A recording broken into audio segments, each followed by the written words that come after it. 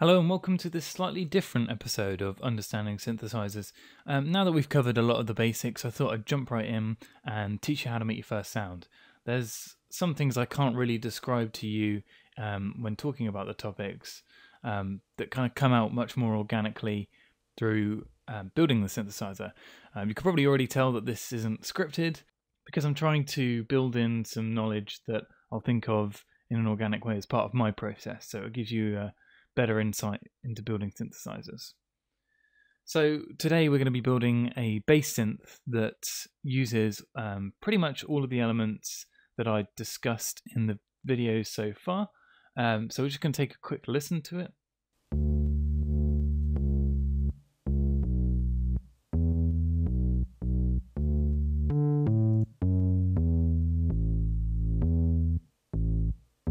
So this is playing a riff from one of my latest songs, but it's a bass sound, so you might struggle to hear the sub end of it on lower end systems. So if we look at the spectrum analyzer here, we can see just what's going on in this sound.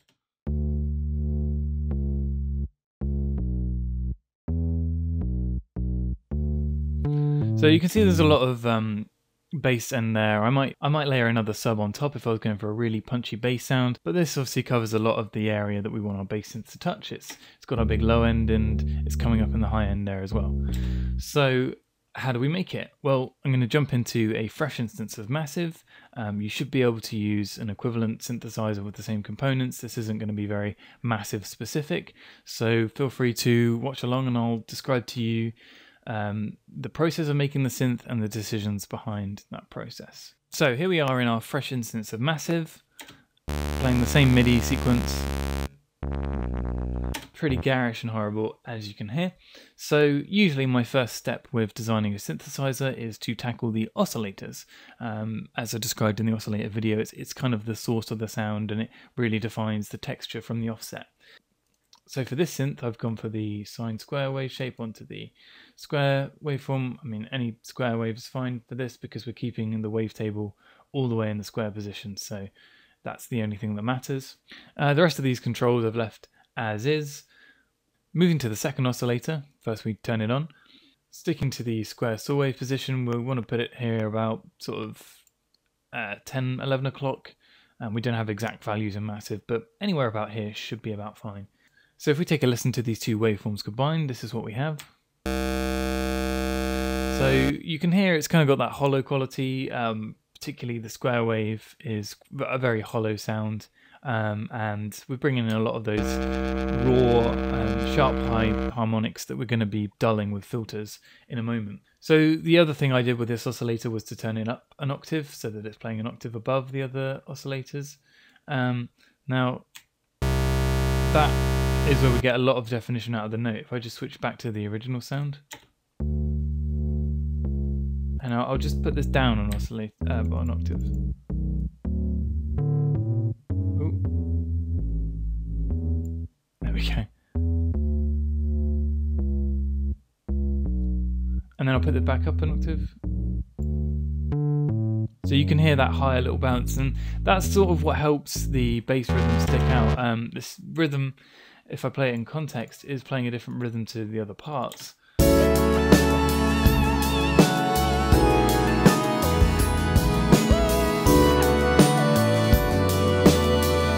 And obviously it does stick out for being a bass synth in its own right, but having that little extra edge can sometimes help it jump out a little bit in the mix and draw the listener's attention to it. And it kind of comes across more than a one-trick pony.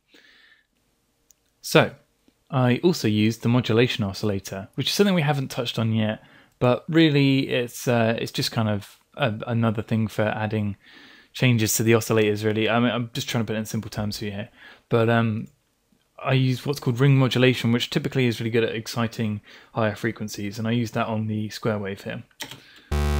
Sorry, on the square saw mix.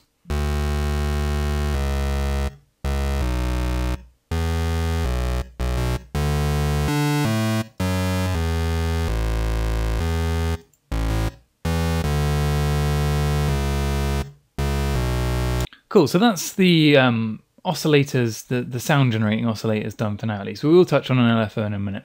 But first I want to move over to the filters, because this sound is getting pretty painful to listen to with this unfiltered quality to it.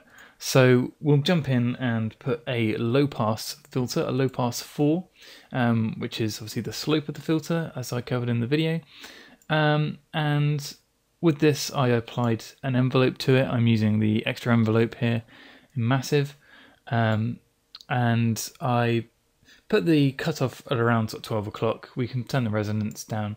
And with the envelope, I set it to set the filter almost all the way up with the cutoff, but not quite. This is something that's kind of to taste really, because what this is doing is it's jumping up and it's allowing all of these frequencies to come through for just the time the envelope's on. And you might be thinking, well, how long is the envelope on? Well, I turned down the sustain and I brought down the decay as well. So it's not on for a very long time here. The idea with this is it kind of creates the attack of the sound, but it doesn't stay around for a while. So again, it's that kind of popping out excitement thing, but then kind of coming down and letting the other sounds kind of take the forefront really. So we'll just take a listen to that.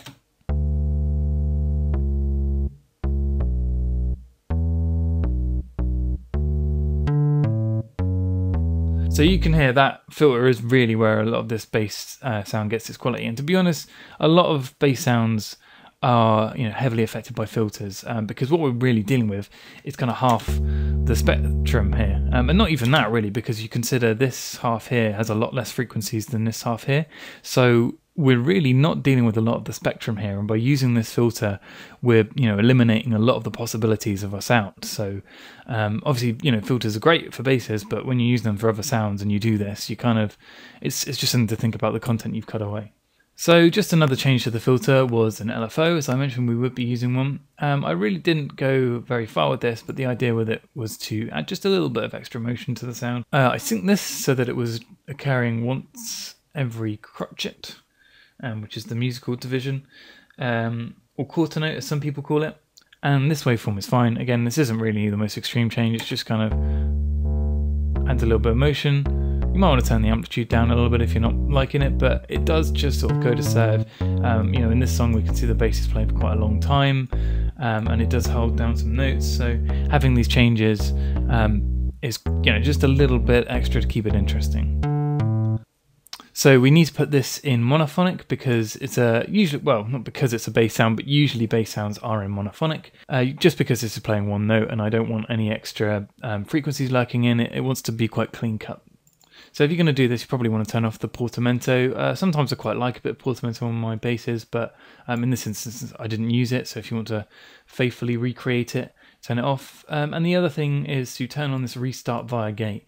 And what this means is every time a note occurs, it will reset the waveform of the synthesizer. Otherwise, it kind of jumps in wherever it left off, which can sometimes lead new notes to sound a bit flat because they don't quite re-trigger in the way that some of the other notes have.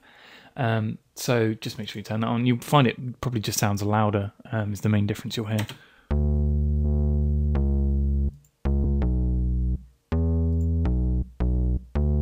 So yeah, we're in monophonic. So the only other thing we have to address is the envelope. And with these monophonic sounds, sometimes when the MIDI's close together like this, you can find it kind of clips, but like you hear the envelope shutting and opening really quickly, which you don't want to hear. So I like to add a little bit of attack and a little bit of release, and that can just offset some of the kind of harsh clicking you get out of it. That is especially the case with bass sounds, just because you can mainly hear it in the high frequencies, and sometimes that quality is disguised in other synths because there's lots going on in the high end anyway. So we've kind of arrived at our bass sound now. We've built the synth, but let's just take a listen to the two and compare how they sound. So this is the one we made, and this is what we're trying to make. So the eagle-eyed Ableton users, or just the eagle-eyed of you in general, will have noticed the main thing kind of changing the sound here is our equalizer. So let's just take a look at the settings. Really, this is subjective. This is done to mix around the rest of this song. I've turned down these frequencies because they're being used in other parts, and I want to clean them away from the bass. So, you know, this is entirely subjective, but obviously I have cut a lot of the up to 500 hertz, basically everything up to 500 hertz I've reduced by 8 decibels. I think I'll probably cover equalizers a little bit in another video, but you know, it's basically filtering. And I've also just cleaned away the low end here. If I want to put a sub in, I'd need to do this. And also, I didn't really, this kind of song was almost a Christmas song really, and I was intending, you know, wasn't intending it to be played on club speakers, so I wasn't massively bothered about the 40 hertz that most people can't really hear on their home systems. So yeah, that's the EQ settings really. That's just how it's been a little bit different. But apart from that, you've made it. You've done the synth. So yeah, nice one. From here, really, you know, you've understood the logic of building a synth. You know about the parts. I'll be moving on to some more complicated topics in the videos. But get out there, try making your own sounds, leads, pads, bass sounds, whatever. So good luck with it.